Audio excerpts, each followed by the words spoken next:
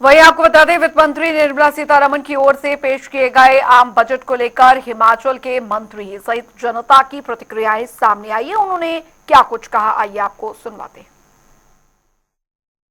और अब बजट में जब आप देख रहे हैं तो किसानों के लिए, बागवानों के लिए कुछ भी नहीं है। खाली घोषणाएं करने से, खाली जुमलाबाजी करने से आप जो है वर्ल्ड का जो है फुटबॉल क्या कहते हैं बॉल बनना जो है कभी भी संभव नहीं हो सकता। ये तो एक जुमला है, जैसे हम अपने आप को जो है विश्व गुरु कहते हैं और विश्व गुरु का ये हाल है। तो यहाँ पर जहाँ तक हम अगर हिमाचल के संदर्भ में बात करें, हिमाचल को इस बजट में कुछ नहीं मिला है। दोबारा से एक बार जो है हमें जो है झुंझुनू दे दिया गया है। अभी अगर हम रेलवे की बात करें या यहाँ पर जो केंद्र सरकार के द्वारा हवाई अड्डे बनाने की बात है, एयरपोर्ट्स की बात है, इन दोनों सेक्टर में हमें पीछे छोड़ा गया है।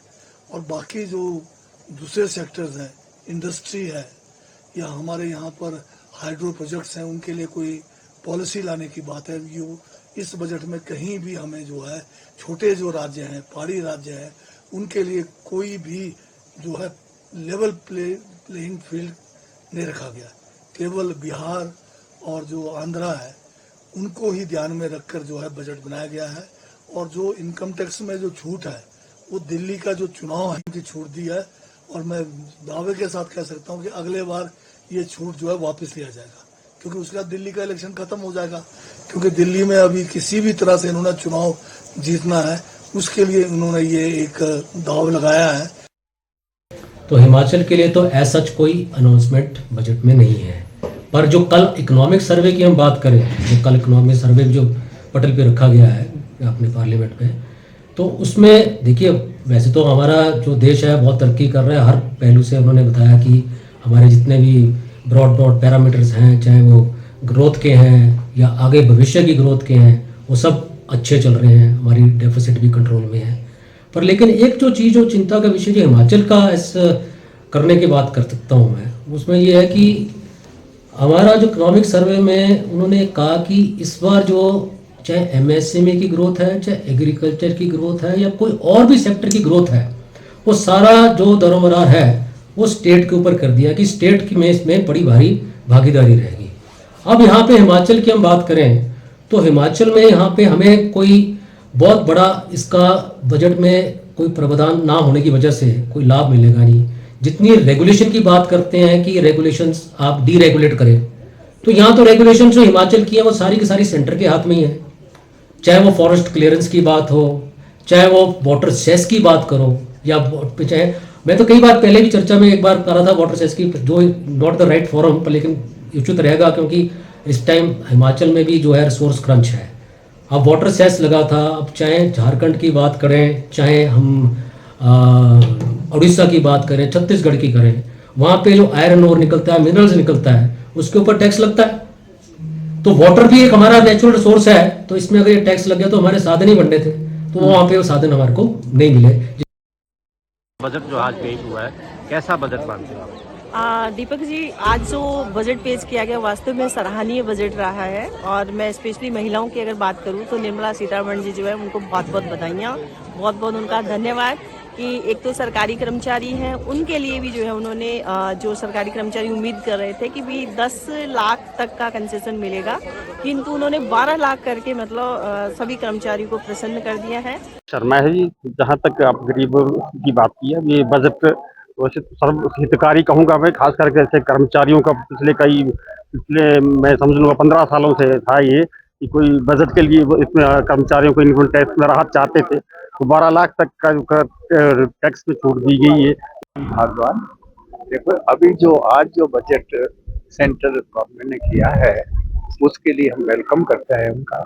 और अभी इन जो प्रेजेंटेशन है ये बजट की प्रेजेंटेशन में कुछ अच्छा भी हो सकता है, और जो इन्होंने एम्प्लॉयज के लिए टैक्स का स्ट्रक्चर दिया है कुछ इम्प्रूवमेंट की है, इसके लिए हम वेलकम कर रहे हैं। राम सिंह मैं से हिमाचल प्रदेश विश्वविद्यालय से सेवानिवृत्त हूँ। जो केसीसी की लिमिट, क्रेडिट कार्ड की लिमिट बढ़ी है जैसे, या और भी गाँव के लोगों को कई तरह की जो है सुविधा देने की बात हो रही है, इंटरनेट को कनेक्टिविटी बढ़ाने की बात हो रही है।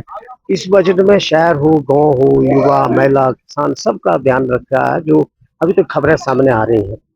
मैं सुभाष वर्मा, जहां केंद्रीय सरकार का बजट पेश हुआ है, बहुत सराहनीय है, क्योंकि इनकम टैक्स में इन्होंने 12 लाख तक वालों को राहत दी है। चलो ठीक है, सरकार ने अच्छा किया है, सोच तो रही जनता के बारे में। टैक्स रिव्यूट भी हो रहा है, लोन भी बढ़ाए गए हैं, लेकिन मेरा फोकस ज्यादा है कि जो जिम्मेदार लोग अपनी जमीन में काम कर रहे हैं, उनको जो है, जो ये फेंसिंग लगाने के लिए फैसिलिटी होनी चाहिए। सुअर जो फसल लगाते हैं, वो जमीन जो है वो ज्वाड़ खा जाती है। तो इसके लिए ज्यादा से ज्यादा कदम उठाया जाए, और ताकि जनता जो है, जो अपनी फसल लगाती है, वो पूरी उसको भर सके।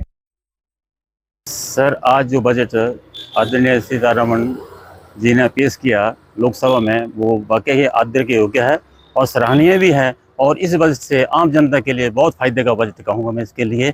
और इसमें आदरणीय मोदी सरकार जी ने बहुत बढ़िया बजट पेश किया, इसकी जितनी तारीफ की जाए उतनी ही कम है। देखिए, अगर व्यापारियों की दृष्टि से अगर देखा जाए तो एक बहुत बड़ी राहत मध्यम वर्ग को, जो कि इनकम टैक्स के स्लैब में सबसे ज़्यादा जो 8 लाख से लेके 15 लाख रुपए तक के बीच में आते थे, उसमें एक बहुत बड़ी राहत का काम केंद्रीय वित्त मंत्री जी ने किया है। 12 लाख उसको किया है, तो 12 लाख के स्लैब में मेरे जैसे छोटे और मध्यम वर्ग के जो व्यापारी हैं, उनको एक बहुत बड़ी राहत मिलेगी इससे। दूसरा, जो महिला सशक्तिकरण को लेकर और पिछड़ी जाति और अन्य पिछड़ी जाति की महिलाएं, जो पिछड़े वर्ग की जो महिलाएं हैं, उनके लिए जो एक लोन की स्कीम सशक्तिकरण को लेकर लेके आई है। जो हमारा आज केंद्रीय बजट पेश हुआ है, उसमें जो सरकार ने रिलैक्सेशन दी, काफ़ी अच्छी बात है। उससे जो निम्न मध्यम वर्ग का व्यापारी है, उसको काफ़ी राहत मिलेगी। और इसमें जैसे पता लगा कि महिलाओं को भी, जो हमारे स्तर के नीचे स्तर के जो महिलाएं आती हैं, उनको जो 2 करोड़ तक का वो जो पैकेज के बारे में घोषणा हुई है, अगर ऐसा होता है तो बहुत ही अच्छा है। तो वही हिमाचल प्रदेश के पूर्व मंत्री, पूर्व सांसद और धर्मशाला से 5 बार के विधायक किशन कपूर का निधन हो गया है।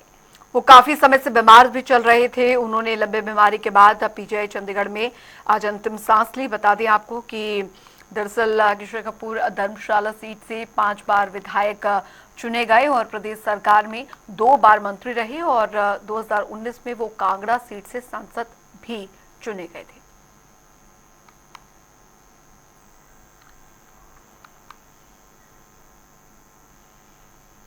उधर आपको बता दें कि सीएम सुक्खू ने एक्स पर पोस्ट कर किशन कपूर के निधन पर गहरा दुख जताया और लिखा, पूर्व मंत्री एवं सांसद किशन कपूर जी के निधन का समाचार अत्यंत दुखद है। ईश्वर से प्रार्थना है कि दिवंगत आत्मा को अपने श्री चरणों में स्थान दे और शोक संतप्त परिवार को इस अपूर्णीय क्षति को सहन करने की शक्ति प्रदान करे। ओम शांति।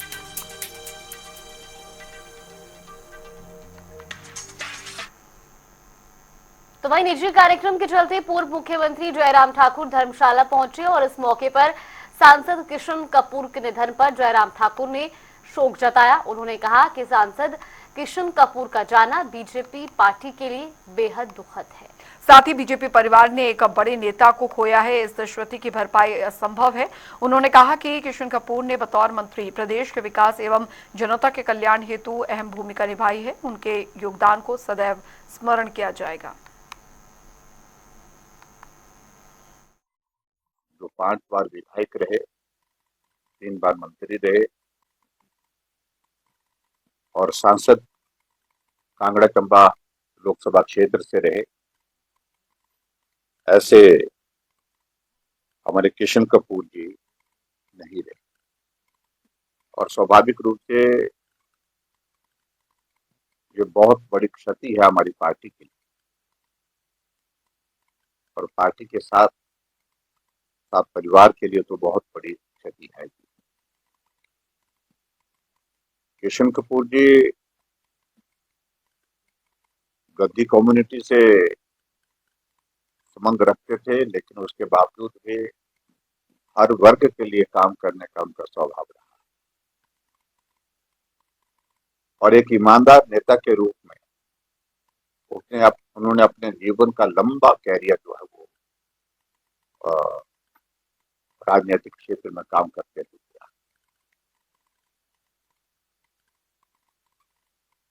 वो मंत्री के नाते धूमल जी के साथ भी रहे, शांता कुमार जी के साथ विधायक रहे और मेरे साथ भी मंत्री के नाते उनने काम। और श्री हिमाचल की खबरों में फिलहाल के लिए बस इतना ही। यहाँ पे रुकते हैं छोटे से ब्रेक के लिए। ब्रेक के उस पार भी खबरों का सिलसिला लगातार जारी रहेगा।